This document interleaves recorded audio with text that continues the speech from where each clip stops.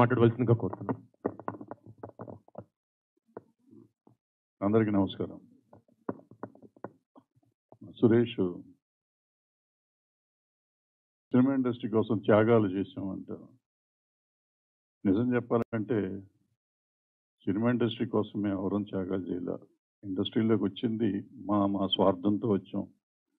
మా మురళీమోహన్ గారు యాక్టర్ అవ్వాలని వచ్చారు, రోజారమణ యాక్టర్ అవ్వాలని, నరేష్ యాక్టర్ అవ్వాలని, నేను డైరెక్టర్ అవ్వాలని, ఇట్లా మేమంతా వచ్చినాక డబ్బు నేను ప్రొడ్యూసర్ అవ్వాలని, డబ్బు సంపాదించుకోవడానికి వచ్చాం, లేకపోతే మా పేరు తెచ్చుకోవడానికి వచ్చాం. నిజం చెప్పాలంటే మేము మా ఫ్యామిలీలో అందరికీ అన్యాయం చేసాం.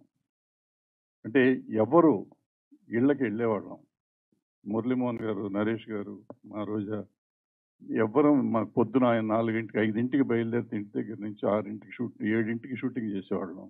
ఎన్నింటికి అయ్యేదో తెలియదు. వీళ్ళిద్దరూ అయితే దొరికిన సినిమాల్లో చేస్తూ ఉండేవారు. కృష్ణ గారు అప్పుడు 18 సినిమాలు చేశారు ఒక సంవత్సరం. అంటే వీళ్ళు కూడా దగ్గర దగ్గర అటువంటి సినిమా చాలా చేశారు.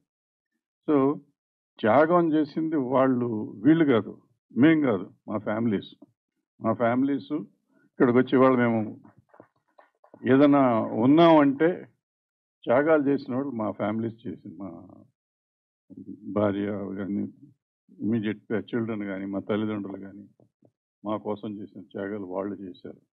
మేము కనపడకపోయినా పిల్లల్ని చూసుకున్నారు. వాళ్ళు కష్టాలు పడ్డారు. డబ్బులు లేని వాళ్ళు ఎంతమంది, ఉన్నవాళ్ళు ఎంతమంది చెప్పుకోవాలంటే చాలా కష్టం. ఇలాంటి కష్టాలన్నింటినీ మా కిరణ్ ప్రభ గారు, ఆయన ఎవరు తెలియదు కానీ నేను ఫస్ట్ టైం చూస్తున్నాను. ఆయన ఈ చరిత్రలో ఒక్కొక్క ఇంపార్టెంట్ పీపుల్ అందరి చరిత్రలో వీడియోలు చేశారు. అద్భుతం. 40 నిమిషాలు 50 నిమిషాలు పైన చేశారు. ఎంతో అందరూ పెద్దవాళ్ళే.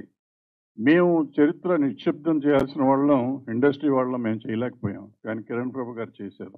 థ్యాంక్ యూ కిరణ్ ప్రభు గారు. సో ఇవాళ నిజం చెప్పాలంటే ఈ అవార్డ్స్ ఫంక్షన్ అని సురేష్ చెప్పగానే నేను ఒప్పుకుంది ఏంటంటే, మేము ఇండస్ట్రీలో ఉన్నప్పుడు కూడా కలిసేవాళ్ళం. మెడ్రాస్లో ఉన్నప్పుడు అయితే రెగ్యులర్గా అందరం ఏదో ఒక టైంలో కలుస్తూ ఉండే అవకాశం ఉండేది. ఈ హైదరాబాద్ వచ్చినాక ఒకళ్ళకొకళ్ళం ఏంటో మాకు అర్థం కావట్లేదు. ఎందుకు కలవట్లేదో కూడా తెలియట్లేదు. అప్పుడు ల్యాబ్ లేదన్నా ఏదో చోట 14 ఉండేది, గోపికృష్ణలో ఉండేవాళ్ళం. అది కాకుండా మా దగ్గర ఉండేవాళ్ళం, మన జైబేరికి వెళ్ళేవాళ్ళం, లేకపోతే వాళ్ళు మన దగ్గరికి వచ్చేవారు. నరేష్ మా రోడ్డు మీద తగులుతూ ఉండేవాడు మాకు.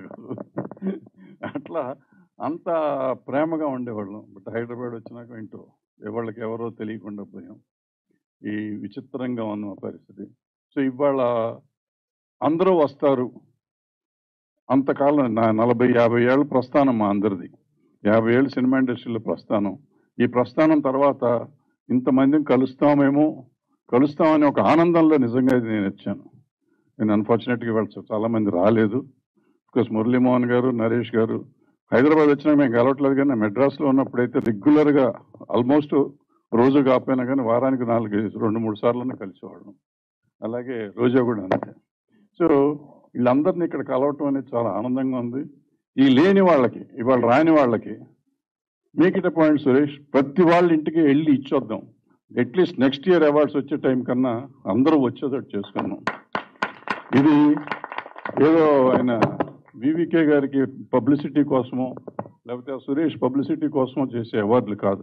నా ఉద్దేశంలో సినిమా ఇండస్ట్రీలో మనం చేసుకోలేకపోయాం, ఎవరో ఒకళ్ళు మొదలుపెట్టిన దాన్ని మనం ఎంకరేజ్ చేసుకుంటే, మనం గతంలో ఎలా కలిసి ఉండేవాళ్ళం ఇప్పుడు కూడా అలా కలిసేవాళ్ళం. ఇప్పుడు మనకి ఐకాన్ అవార్డ్స్ని ఏదైతే అనౌన్స్ చేశారో వీళ్ళందరితో మా అందరికీ చాలా మంచి అనుబంధం ఉంది పూర్వకాలంలో. ఈ మధ్యకాలంలో ఇక్కడికి వచ్చినాక ఇందాక చెప్పినట్టు చాలా తక్కువ కలుస్తున్నాం. సో ఇటువంటి ఫంక్షన్లు ఇది వచ్చినప్పుడన్నా మళ్ళీ కలుస్తానికి అవకాశం ఉంటుంది. ఈ అవకాశం కల్పించినందుకు సురేష్కి కానీ మన వివికే గారికి కానీ నా కృతజ్ఞతలు తెలియజేసుకుంటూ థ్యాంక్ యూ వెరీ మచ్.